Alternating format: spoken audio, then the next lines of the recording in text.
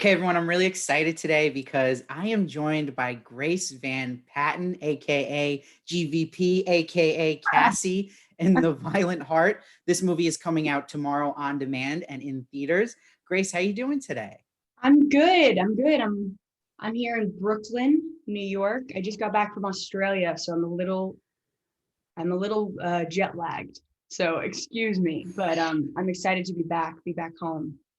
No, that's awesome to hear. I'm in White Plains, New York, so I'm a fellow New Yorker. So I Nice. can, Good. yeah, so you're ready for the snowstorm coming soon, another one? Oh man, I didn't even know that. Yeah. Yep. We got to stay inside anyway, so I guess it's all Yeah, right. and there's the reason for people to watch this movie. And I really enjoyed watching this film. It was such an awesome performance by you as Cassie here. And it's interesting because when I was doing my research for this interview, I read that at a young age, you actually had a mini chopper. And I was wondering if you can confirm this because in the movie, there's multiple scenes where you're on a motorcycle. So was this scary for you, or is this like old hat? Like that's easy for you? It felt pretty comfortable on the bike. That is true. My mom and her whole side of the family are complete bikers. Um, and my mom had a motorcycle when she was like 6 years old, and she kind of passed that down to us. I've never ridden a motorcycle in the city, so it's always been in Florida. I would be too scared to do that, but that is true. So it felt good to be back. Okay, that's yeah. I was wondering because anytime I see a motorcycle scene, I'm like, are these actors like scared out of their minds? I would be, but that's cool that you had like experience with it. And I also wonder too, with your technique as an actress, do you go like to a lot of lengths with prep? Like, did you make a backstory for Cassie, or you kind of do a little more simple? Well, with this, it was so great because we all got to Nashville, a couple weeks before we started shooting, and we really had like Jovan and Karam and I really hashed it out and made sure the romance was there and that they had their dynamic going because that was the heart of the story. So in terms of prep, it was really with them and with Jovan and talking out every scene before we did it and really making sure we were on the same page, which helped so much.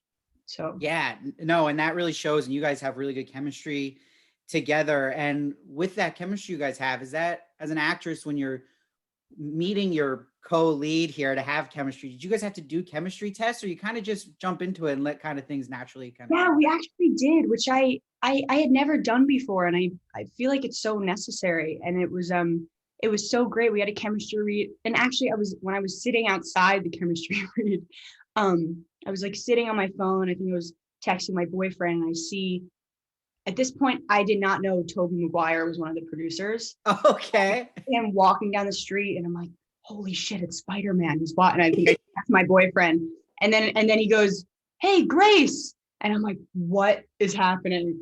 And then Oh my slowly I God. realized, holy shit, he's part of this movie. This is so exciting. And then we go inside, and I was a little bit nervous for that, but then the chemistry read happened, and Jovan was amazing, and it was kind of just, I think we all knew right away, and we kind of talked before we went into the room and did the scene. So it felt good. It felt right away. No, that's awesome. And that totally stands out too. Like when you watch this film in the credits, you see Tobey Maguire's name as a producer. It's always exciting to just think of Spider-Man, you know, but that's really cool. And when you pick this script, like, are you as an actress picky with scripts? Is there like red flags you see, or like was there something about this script that made you want to do it that stood out to you? I've always been in love with romance thrillers. They're my favorite types of movies. And I love Badlands and Natural Born Killer. I've just always been drawn to that and have always wanted to do something like that. So I think instantly I was kind of hooked before I even read the script. Um, I usually just fall in love with the character and kind of go with that. I also just thought it was different in the way that in most romance movies, the couple meets and their lives ultimately just kind of get better from there. Where in this case, it's like they meet and life comes tumbling down on them, and but they still serve as this beautiful escape for one another. So I really was drawn to that aspect. It Yeah, felt more real to me.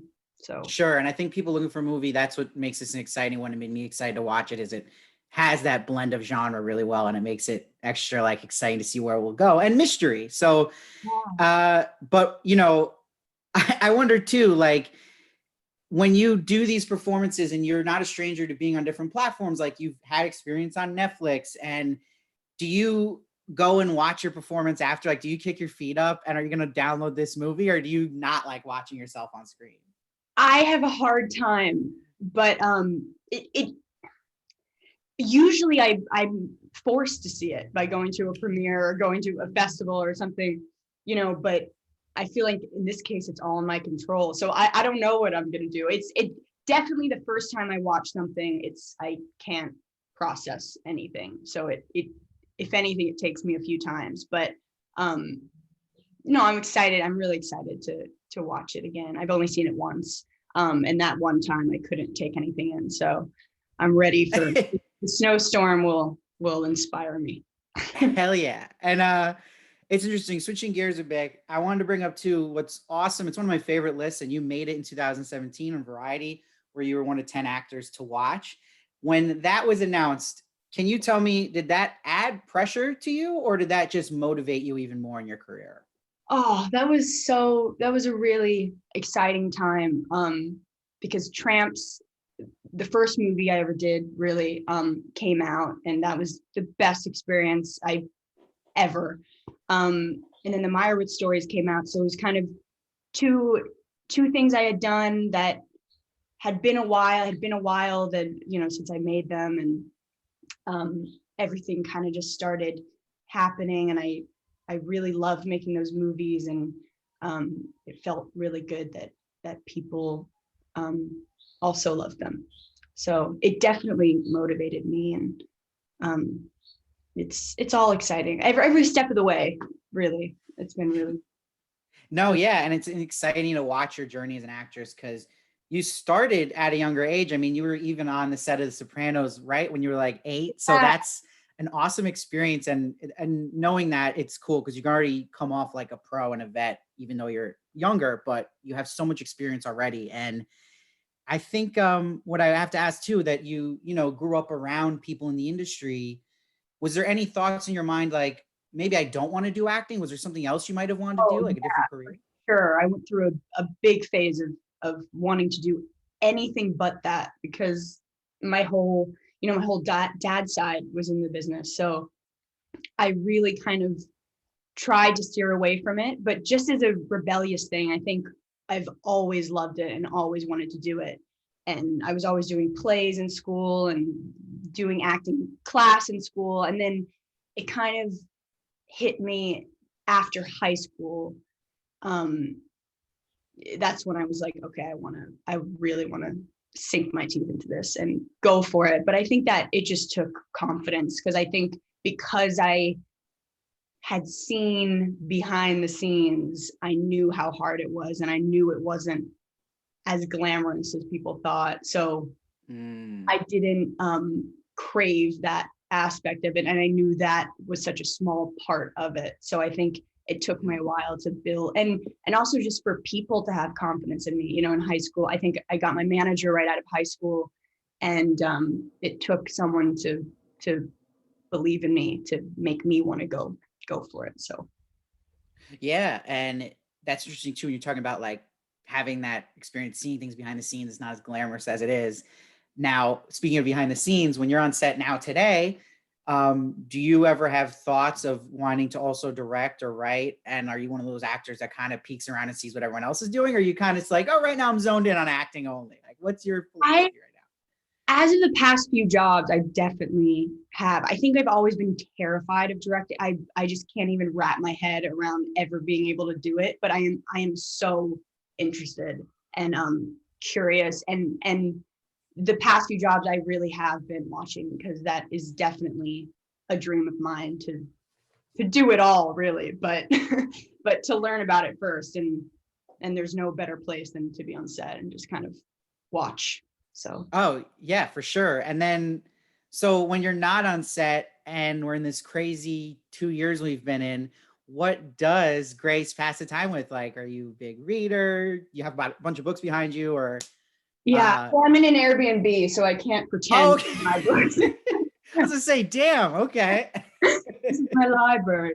Yeah. Yeah, no, but I was in Australia for the past 8 months, so I Ooh, luckily skipped out on 8 months of hell and was in Australia where there was no COVID where I was, and life was weirdly normal. But my boyfriend came out there and we lived in a van for 3.5 weeks and woo. drove along the coast of Australia, and it was the best time I've ever had.